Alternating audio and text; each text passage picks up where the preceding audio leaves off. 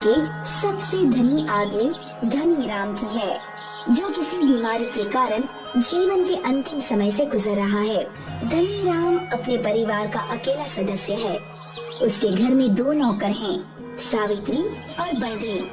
धनीराम को अब इस बात का एहसास हो गया है कि उसने लोगों से बेईमानी करके जो पैसा कमाया है वो उसके काम नहीं आया।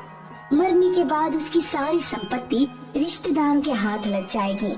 इससे भी उसको कोई फायदा नहीं होगा। धनीराम चाहता है कि उसका धन मोक्ष का कारण बन जाए। इसके लिए वो सावित्री और बलदेव को बुलाता है और उनसे कहता है, बलदेव, सावित्री, तुम दोनों मेरे वफादार नौकर हो। मैंने तुम्हें जीवन भर चंद रुपयों की तनख्वाह के अलावा कुछ नहीं दिया। सेठ जी, आप स्वस्थ रहें, हमें आपसे और कुछ नहीं चाहिए। लेकिन अब मैं कुछ देना चाहता हूँ। क्या सेठ जी? मैं अपनी संपत्ति तुम दोनों में से किसी एक के नाम करना चाहता हूँ, लेकिन उसकी एक शर्त है। शर्त? मैं कुछ समझी नहीं सेठ जी। आज दिन भर तुम दोनों अपनी अपनी समझ के हिसाब से भलाई और नेकी का काम करो और शाम को आकर बताओ। मुझे जिसकी नेकी अच्छी लगेगी मैं अपनी दौलत उसके नाम करूँगा। सावित्री और बलदेव धनीराम की बात सुनकर हैरान होते हैं और दोनों सोचने लगते हैं कि ऐसा क्या काम करें जो धनीराम को पसंद आ जाए। अगले दिन सुबह होते ही सावित्री और बलदेव नेकी और भलाई का काम करने के लिए घर से निकलते हैं। सावित्री अभी तक ये नहीं सोच पाई कि उसे भलाई के नाम पर क्या करना है, लेकिन बलदेव के मन में दौलत पाने की इच्छा ने उसे भलाई के बहुत से काम सुझा दिए हैं। बलदेव सबसे पहले मंदिर में दान करता है। मंदिर के बाहर बैठे गरीबों में भी रुपया पैसों की मदद करता है। अस्पताल जाकर मरीजों को दवाइयाँ खरीद कर बांटता है। गांव के पुराने स्कूल की मरम्मत कराता है। सावित्री ऐसे ही किसी नेक काम के लिए घर से निकली है। उसे रास्ते में एक गाय मिलती है जो कचरे के साथ पॉलीथीन खा रही है।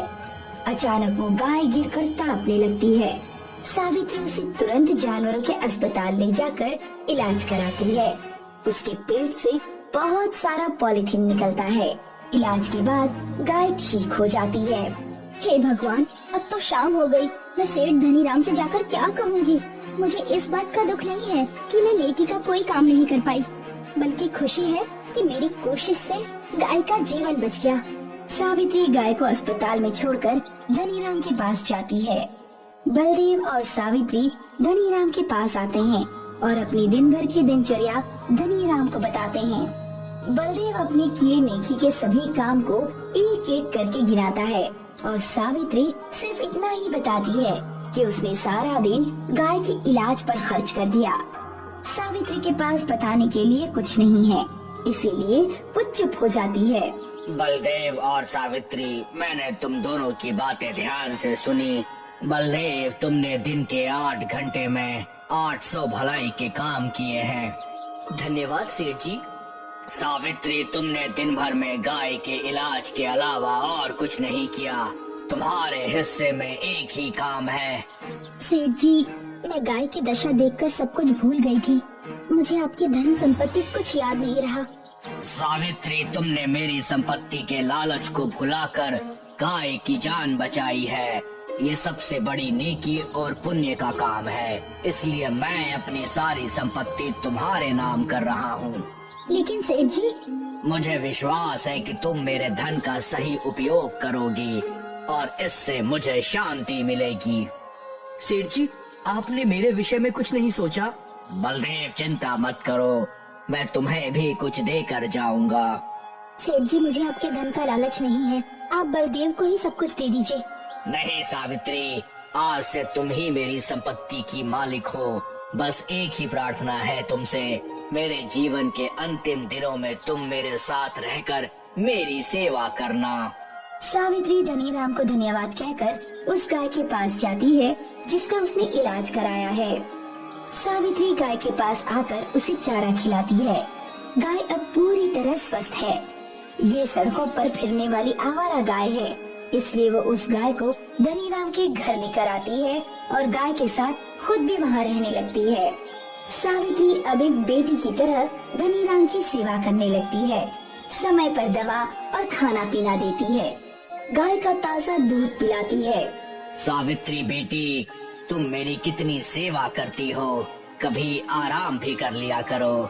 सेठ जी, सेठ जी नहीं सावित्री, आज से तुम मुझे बाबूजी कहोगी। बाबूजी, जब तक आप पूरी तरह ठीक नहीं हो जाते मैं आराम नहीं करूंगी। सावित्री के संकल्प के सामने यमराज को भी झुकना पड़ता है और कुछ ही दिनों में धनीराम बीमारी को हराकर स्वस्थ हो जाते हैं। सावित्री बेटी, अब तो डॉक्टर ने भी कह दिया है कि मैं पूरी तरह स्वस्थ हूँ। इसका श्रेय मैं तुम्हें देता हूँ। नहीं बाबूजी, आपके स्वस्थ होने में दवाइयों के साथ गाय के दूध का भी चमत्कार है। हाँ बेटी, गाय के दूध ने मेरे जैसे बीमार के लिए संजीवनी का काम किया है, मृत शरीर में जान डाल दी है। हाँ बाबूजी, जब एक गाय ये चमत्कार कर सकती है तो हजारों और लाखों गाय इस देश का भविष्य बदल सकती हैं। सावित्री, गाय हमारे लिए वरदान है। आज से हम अपना जीवन और संपत्ति गाय की सेवा में समर्पित करते हैं। धनीराम और सावित्री मिलकर गाय की सेवा को ही अपना जीवन बना लेते हैं। वो अपने गांव के साथ आसपास के गांव में भी गौशाला बनवाते हैं। उनमें विदेशों की तरह सुख सुविधाओं की व्यवस्था करते हैं। गौशाला के साथ सावित्री और धनीराम जानवरों के अस्पताल भी खोलते हैं, जहां उनका मुफ्त में इलाज होता है और लाखों रुपए खर्च करके देश भर में जागरूकता का अभियान चलाते हैं, जिनमें गाय को पॉलीथीन खाने से रोककर उनका जीवन बचाते हैं। धनीराम और सावित्री की इस सेवा को देश भर में खूब सराहना और सम्मान मिलता है।